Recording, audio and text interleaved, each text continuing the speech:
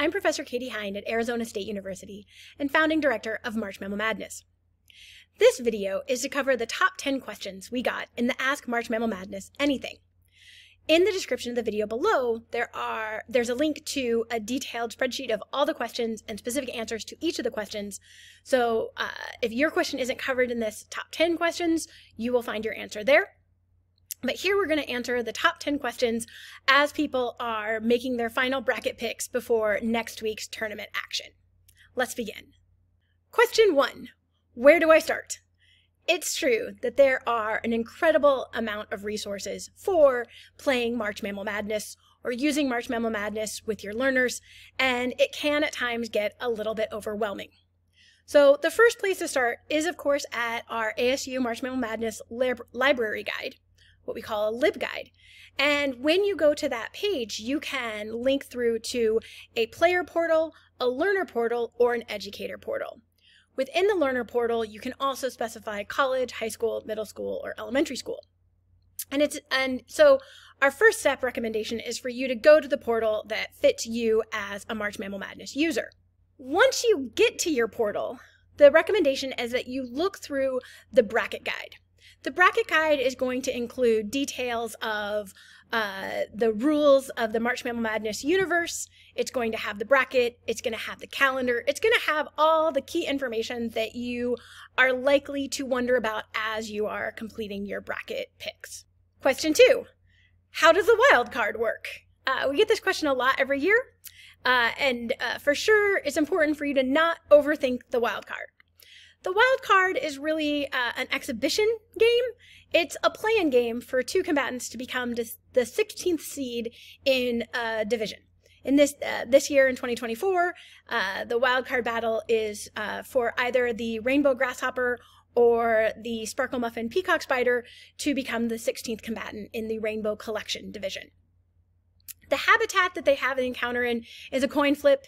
It's announced right as the battle is happening, and it's really more of a dress rehearsal for everybody to understand how the tournament is played, how the tournament is showcased, where to go to get the results, and to really make sure that everything is running smoothly before we get to the real tournament action on Wednesday, March 13th. Question 3. How do habitats work? In the first 3 rounds of the tournament, the habitat of the animal encounter or the combatant encounter is going to be in the better or lower seeded combatant's home habitat. This is known as home habitat advantage. When we get to the rounds 4, 5, and 6, the elite trait, the final roar, and the championship, the habitat is randomized among 4 possible habitats. In 2024, those are a tidewater glacier, the pelagic realm, the open ocean, from the ocean surface all the way to the ocean floor, peatlands, or savanna woodland. Now, these habitats are announced at the time of the battle, so you don't get advance notice on which habitat it's going to be in. We randomize the habitat location for those advanced rounds with replacement each time, so it's possible that some of those habitats show up more often than others, given that there's just a handful of advanced round battles. And this is an important part of the learning considerations of March Mammal Madness because it forces players to think about how different combatants might do depending on which random habitat they might encounter. And players have to make decisions about whether or not they're going to hope for the best habitat for their favorite species, or if they're going to hedge their guesses and pick a combatant that's likely to do the best in the most habitats. Importantly, in 2024, we have the most habitats that involve water, as peatlands are typically at least partially submerged. The pelagic realm is the open ocean, so marine habitat. And tidewater glacier is something to really think about in 3 dimensions. We're not suggesting that the encounter has to happen on the top of the glacier. It can happen where the glacier is meeting the tidewater, and where ocean intrusions actually start to deteriorate that glacier and cleave off what become icebergs. So it's important to think about habitats in 3 dimensions. Question number 4, are outcomes just random? So this is something that we encountered, and it's important to understand that the outcomes are probabilistically determined by members of the scientist team of March Mammal Madness. So what we do as we're determining the outcomes of the battles is we look at each of the combatants' traits in the habitat where the battle is going to occur, and then we estimate a probability that combatant A wins versus combatant B. So if you imagine that there's an 80% likelihood that combatant A wins and a 20% likelihood that combatant B wins, then what we do is we create a random number generator that goes from 1 to 100 and ask it to generate a random number. And if that number falls between 1 and 80, it's combatant A that is the designated winner. And if it's between 81 and 100, then it's combatant B that is the designated winner. Those are how the outcomes are determined. And the probabilities can be 99 to 1, or 50-50, or 60-40, or 70-30, or 68-32. Right? All these different kinds of fine gradations. We have conversations, we designate that probability, and then we have the number generated. This is different than how the outcomes are revealed in the tournament. What we do is once the random number generator has determined the outcome based on the probabilities of the actual animal attributes in the habitats of the encounter, we then go back into the scientific literature and we find data and evidence to generate a story arc that explains the outcome. So it's important to understand that how the winners are revealed is different than how the winners are determined. And sometimes we have improbable stories because we had an improbable outcome. Question 5, how do encounters work? One of the things that came up a lot from our educators is that the students are like, well, if a Tarzan chameleon is magically transported to the giant squid's habitat, like how do they battle? And we can predict that a chameleon adapted to living in the tree canopy is going to be at a substantial disadvantage in the ocean. And so this is exactly what you should be thinking about as you are predicting your winner picks in your bracket. And so we estimate the probability of the outcome, and then depending on what the random number generator tells us is the outcome based on those probabilities, we then write the story for the battle. The animals are written as they are found in nature. So we can think of them as this is not Thunderdome. They have no idea that there's this tournament that is being played out around them. Of course, they're animals. They have no motivation to become champion of the bracket, and they may or may not notice their designated opponent depending on their own level of vigilance, what they're vigilant to, what they care about, what they're concerned about. So in some encounters, the animals will definitely have an awareness of each other, and in other encounters, they can have zero awareness of each other, depending on their actual attributes. Question 6, what time are the combatant encounters?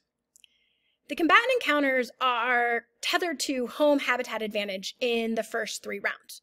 So the species that has home habitat advantage also has preferred time of activity. So those battles are going to happen for nocturnal animals at night, and the visiting opponent may be transported into a scenario that is not their preferred activity time. And those are part of the narratives that we construct. We talk about how animals respond when they are in a situation that is different than what their traits are adapted for. So nocturnal animals are going to have different vision abilities than animals that are active during the day, depending on if the scenario they encounter is in the day or nighttime.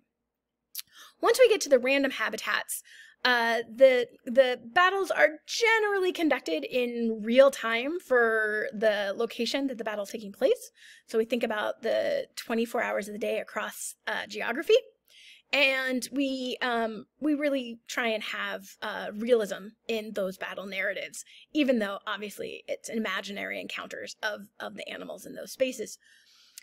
We do at times take some artistic license in terms of the timing for narrative effect, and really use it to maximize the information that's being provided while being very specific to thinking about what's happening in March, what's happening in that season, in that location. And sometimes we will highlight like very recent events, like the current weather, or if there's flooding incidences or other things like that are likely to be important in that habitat at that time. Question 7. What about these specific combatants? We got some questions about, is bear's head just what it sounds like? And no, it is not just a decapitated bear's head laying there on the ground. Bear's head is actually a fungus. And so if you ever wonder about a weird animal name, their common name, it's a really great opportunity to go check the Latin binomial. That's going to be their genus and their species information, and it's going to direct you toward information about what that specific species combatant is. Relatedly, the hominin Lucy, Australopithecus afarensis, is going to battle as her version in life. She is not going to be a fossilized pile of bones. And insects, insect combatants are going to be at the stage of life that they are found in March. So it's really important as you're doing your research to think about what might this animal be like at the time the tournament is being played. Question 8. How do I learn results of the tournament? And the answer for that is at the LibGuide. You can always find out the results of the tournament later that night or the next morning at the LibGuide. Usually within a couple hours of finishing the live play-by-play announcements on social media, the detailed play-by-play and the sport summaries are available at the LibGuide. MC Marmot records their video and aims to get it posted early the next morning. But depending on your time zone, depending on realities of people's lives and our various disruptions and priorities, we try and get this stuff up at the LibGuide quite quickly. If you want to make sure you get notified as soon as MC Marmot posts one of their videos, you can subscribe to them on YouTube, and you'll be able to be notified as soon as the video is available. It's important to remember that the amount of detail about the animal combatant encounters is going to be different depending on which way you get your results. So MC Marmot's going to be the briefest summary, kind of a sports recap show. The play-by-play is going to be every single detail of the encounter with links to the science and a lot of images. And then kind of the happy medium between the two of them is the read all about it sports summaries that are going to provide a few paragraphs for each of the encounters, kind of laying out what we know about the animals and what the story of the encounter is. Question 9, how do digital brackets work? And in the linked spreadsheet in the description of this video, I provide a lot of links and resources to where you can get better answers to those topics. As I am not the expert, I have very limited knowledge about the digital bracket approaches and how there's different pros and cons for the different versions, depending on if you are an educator running it in your classroom or an administrator running it for your entire school, or if you are a coworker running it for a pool at your office or among friends.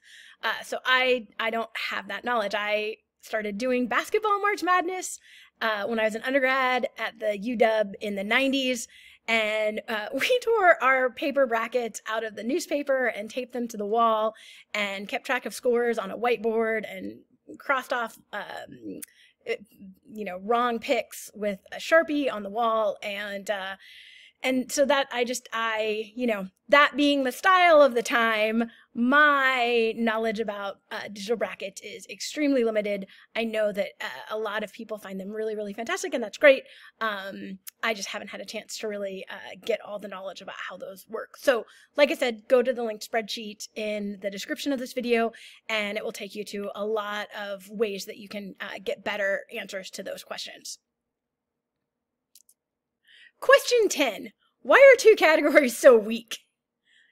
Importantly, each year our bracket includes well-recognized, charismatic megafauna that most people are familiar with, a number of backyard species that people might encounter in their lives, and also introduces a lot of rare taxa that many players and learners have never encountered in their zoo visits or their animal reading or nature program viewing. This allows us to celebrate widely across the tree of life and bask in the beauty of life's rich tapestry of nature. So we always try and showcase a lot of different kinds of species, And as much as possible, we try to put them in divisions where at least many of the species are somewhat closely matched for some rich and vibrant animal and combatant encounters. Thank you for playing Marshmallow Madness. Thank you for your questions. Please visit our LibGuide for any further information that you'd like, and may the odds be ever in your favor.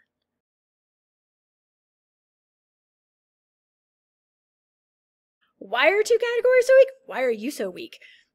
Which ones do you think are weak? All animals are awesome!